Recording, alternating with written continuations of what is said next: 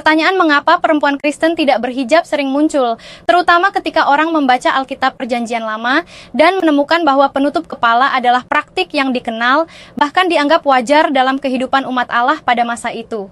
Jika Alkitab adalah satu kesatuan wahyu, lalu mengapa praktik tersebut tidak lagi menjadi kewajiban dalam kekristenan masa kini?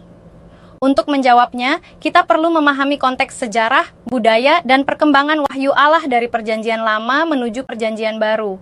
Dalam Perjanjian Lama, penutup kepala bukanlah simbol ibadah formal seperti hijab dalam pengertian agama tertentu saat ini.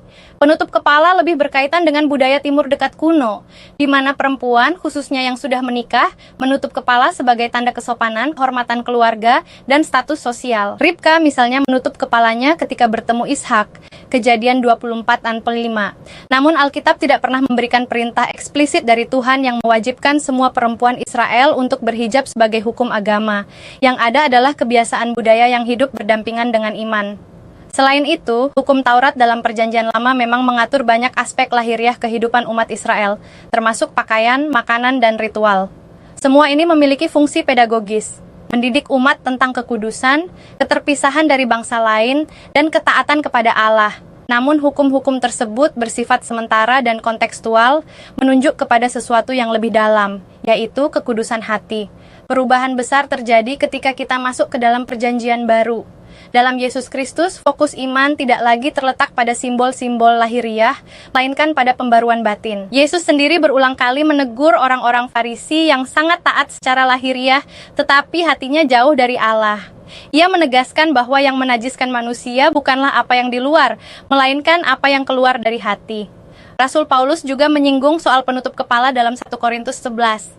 Namun teks ini sering disalahpahami. Paulus tidak sedang menetapkan hukum universal tentang hijab, melainkan menanggapi masalah tata tertib dan kesopanan dalam ibadah jemaat Korintus, yang sangat dipengaruhi budaya Yunani Romawi. Dalam konteks itu, perempuan yang tidak menutup kepala dianggap melanggar norma kesopanan dan bisa menimbulkan sandungan. Prinsip utamanya bukan kain penutup itu sendiri, melainkan ketertiban, penghormatan, dan kesaksian di tengah masyarakat. Inilah sebabnya kekristenan tidak mengembangkan konsep hijab sebagai kewajiban iman. Alkitab Perjanjian Baru menekankan bahwa identitas orang percaya tidak ditentukan oleh pakaian, melainkan oleh hidup yang serupa dengan Kristus. Kesalehan Kristen tidak diukur dari seberapa tertutup kepala seseorang, tetapi dari buah roh yang nyata dalam karakter, kasih, dan kekudusan hidup. Lebih jauh, kekristenan memahami tubuh sebagai bait Roh Kudus. Prinsip berpakaian yang diajarkan bukanlah penyeragaman model, melainkan kesopanan, kesederhanaan, dan tidak menjadi batu sandungan. Ini memberi ruang bagi keberagaman budaya.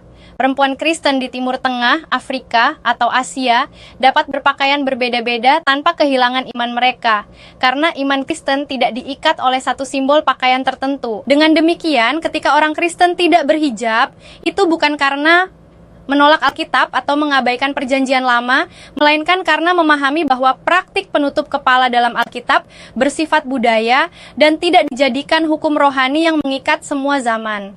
Kekristenan hidup dalam terang Injil, di mana yang terutama adalah hati yang tunduk kepada Allah, bukan kewajiban simbol lahiriah. Pada akhirnya, iman Kristen mengajarkan bahwa kekudusan sejati bukan dimulai dari kepala yang tertutup, tetapi dari hati yang diperbarui. Pakaian hanyalah ekspresi luar, iman yang hidup adalah karya Allah di dalam batin manusia.